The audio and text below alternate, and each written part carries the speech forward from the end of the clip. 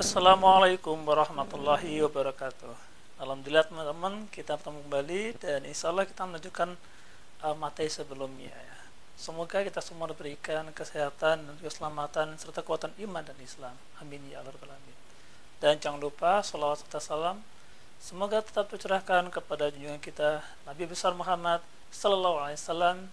Semoga kita semua mendapatkan syafaat sehingga mendapat kebaikan di akhirat nanti. Amin ya Allah rabbal alamin. Pada video sebelumnya, apabila mungkin ada yang belum melihat ya, silakan ya. Kita akan membahas mengenai mungkin pernah dengar ya, rentenir atau bank keliling ya, atau lintah darat ya, semacam itu ya. Apakah itu rentenir, apa itu bangke ya, seperti bangke atau mungkin lintah darat ya. Mungkin sudah banyak yang tahu, saya kan sudah banyak yang tahu, dan mungkin beberapa bahkan terlibat di dalamnya, entah sebagai pelaku atau mungkin sebagai korban ya. Lintah darat atau rentenir itu sendiri sebenarnya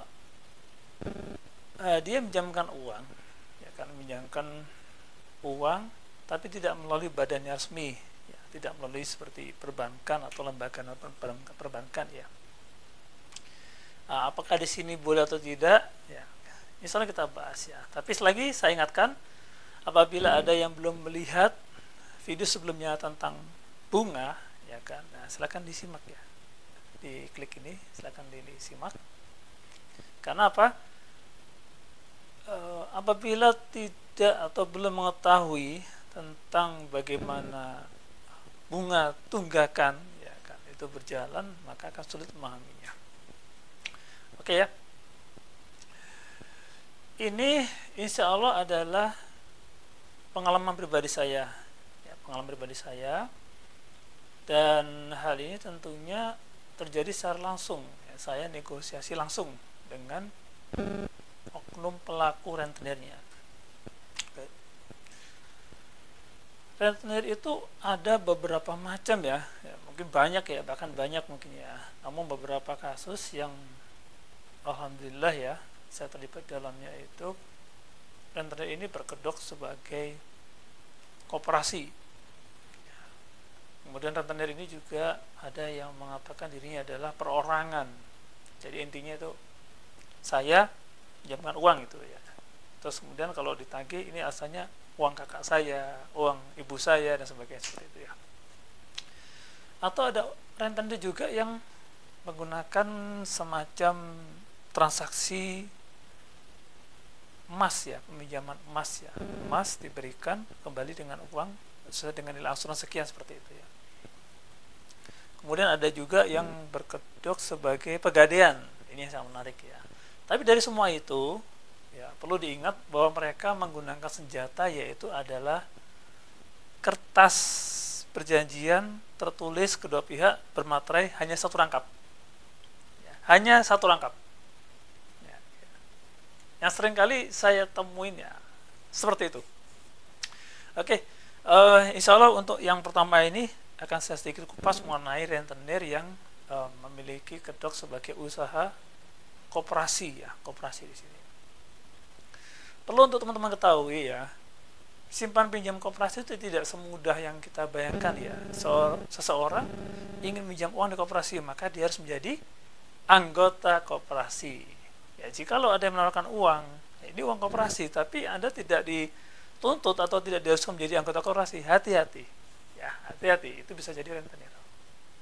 Ya, karena di dalam koperasi itu sendiri, ya kan, tidak main-main ya, ada aturannya. Ya, ada aturannya, undang-undang tentang koperasi, ya kan, bahwa koperasi itu sendiri belum tentu bisa menjadi badan usaha peminjaman uang. Ya, tidak semua koperasi. Ada proses yang harus dilewati, ada tahapan-tahapan yang harus dilewati ya. Sedangkan seseorang itu ya akan mengatakan bahwa ini adalah uang koperasi ya, segera dibayar ya. Misalkan ya, ada kasus yang baru sekali ya, saya dengar itu, saya lupa warga mana, dia meminjam 3 juta, kembalinya harus 12 juta, dan 12 juta itu tertulis dalam satu lembaran dokumen bermaterai. teman-teman tolong dipahami betul pengguna materai ya. Apabila kita menggunakan materai, fungsi materai itu sendiri apa? Nah, itu yang paling penting. Ya kan? Ada materai 3.000, ada materai 6.000. Materai 3.000 adalah nominal di bawah 1 juta. Materai 6.000 adalah nominal di atas 1 juta. Penggunaan materai ini adalah bahwa dokumen apapun itu yang sudah terdapat segel materai itu, maka dia bisa dipertanggungjawabkan di mana? Di muka hukum. Artinya apa? Dibawa ke pengadilan. Jadi kalau teman-teman terlibat dengan rentenir dan rentenir itu menggunakan dokumen bermaterai, itu malah enak sebetulnya. Kenapa enak? Berarti dokumen itu sewaktu-waktu ya, seandainya mereka mengajukan dalam persidangan, maka akan bisa kita buktikan apa pembuktiannya, bahwa mereka telah melanggar beberapa hal. Rentenir itu teman-teman ya di dalam undang-undang mereka ada termasuk sampah masyarakat. Jadi tidak perlu takut. Ya, mereka termasuk sampah masyarakat yang memang harus dibina, ya. Jadi supaya mereka kembali lagi ke masyarakat ya. Terus kemudian rentenir itu ya, karena dia bukan bank dia, mereka itu melanggar yang namanya undang-undang pelepasan uang. Ya, karena apa? Seorang rentenir meminjamkan uang ya kan. Kemudian mereka berkata bahwa itu adalah mata pencaharian mereka, maka itu melanggar undang-undang. Setiap badan, setiap perorangan atau siapapun itu ya, untuk mengedarkan uang, melepaskannya ya, apalagi disertai dengan pungutan bunga, itu harus izin pemerintah loh ya. Jangan sembarangan. Ya. Harus izin pemerintah. Jadi saya ulangi, rentenir itu adalah sampah masyarakat dan juga melanggar undang-undang pelepasan uang. Oke, kaitannya dengan materi bunga kemarin dan juga materi saat ini, yaitu adalah koperasi. Pertama, saya buat ilustrasi dulu ya, insya Allah untuk memudahkan ya. Saya meminjam 3 juta atau 5 juta ya, 5 juta kepada rentenir. 5 juta. 5 juta saya terima, kemudian ada perjanjian. Oke, ini dipinjamkan 5 juta. Kembali nilainya adalah 20 juta, ya kan? Kembali 20 juta dengan bunga katakanlah 12%, ya. Bunganya pasti tinggi, kan? Pasti tinggi. 12 sampai 5%, ya, oke. Tapi anehnya, jadi yang kita angsurkan itu, entah itu tiap minggu, tiap bulan, itu tidak mengubah nilai pokok. Ya tetap aja segitu tagihannya. Kembali harus 20 juta. Yang bulan nggak akan dihitung. Karena apa? Kembalinya itu harus utuh 20 juta. Coba bayangkan ya pemerasannya. Jadi saya pinjam 5 juta, kembalinya harus 20 juta. Kalau kita ngangsur, nilai pokok tidak berubah.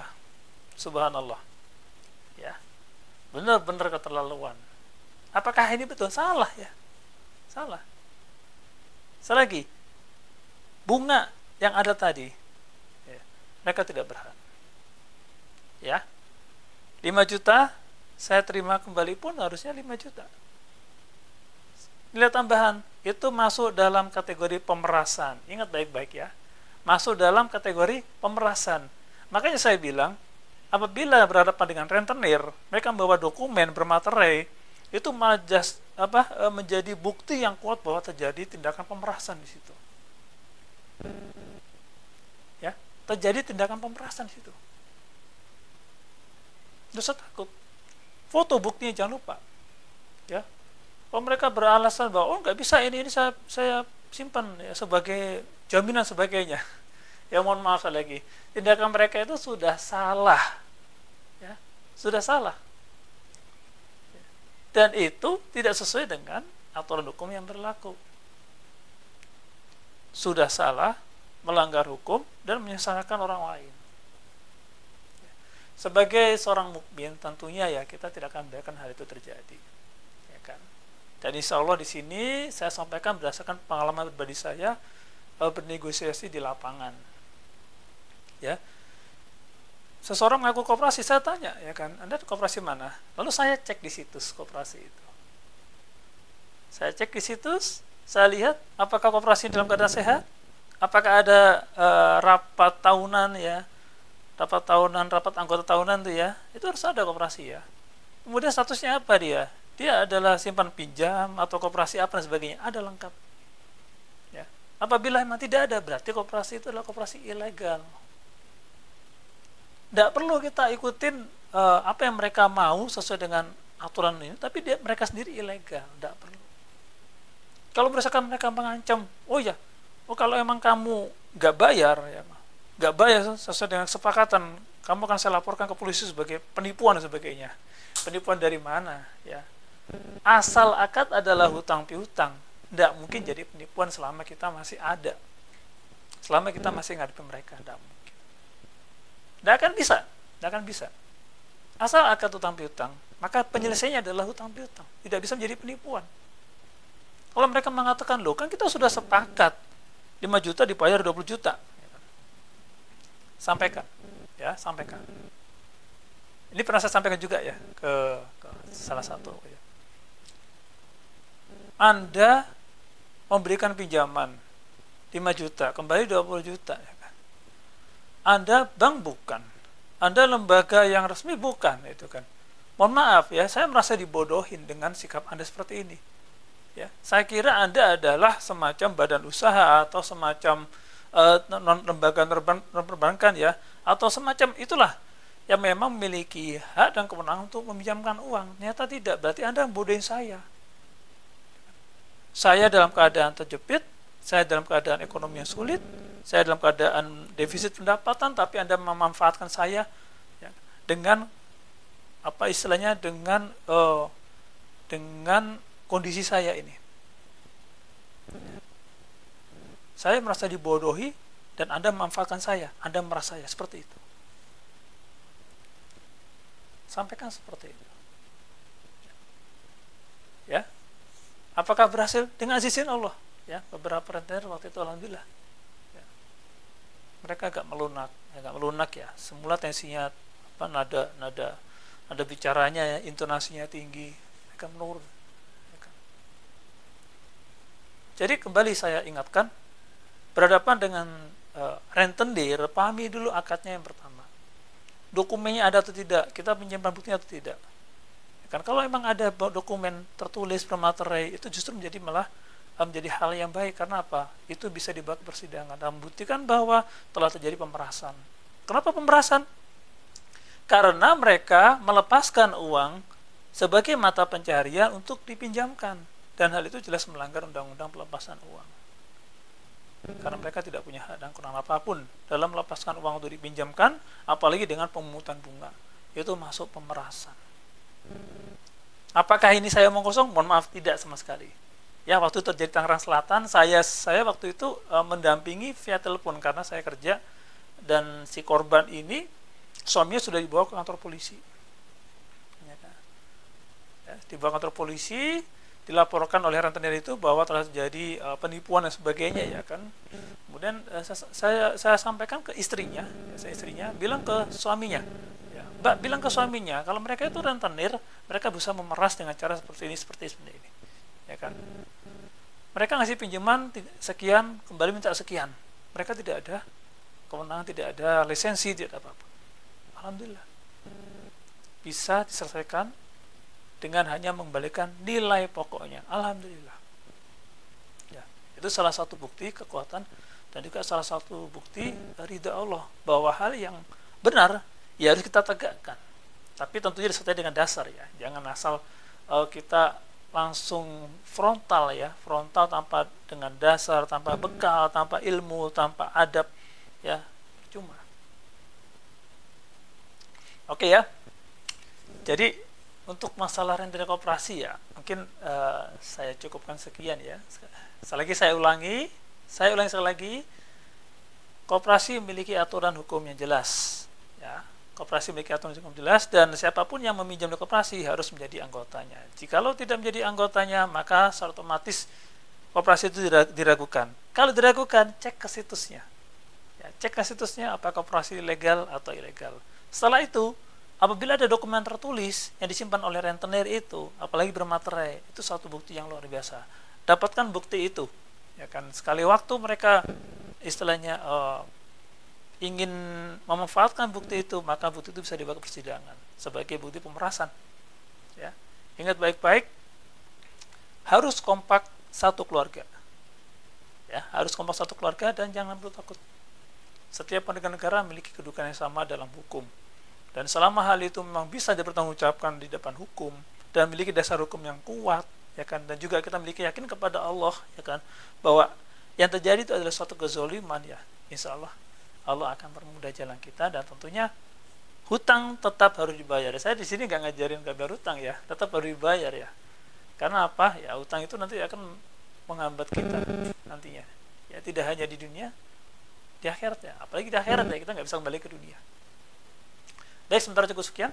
Nanti insya Allah akan saya coba kupas rentenir perorangan, ya, perorangan atau mungkin rentenir yang begadang, masih banyak, ya.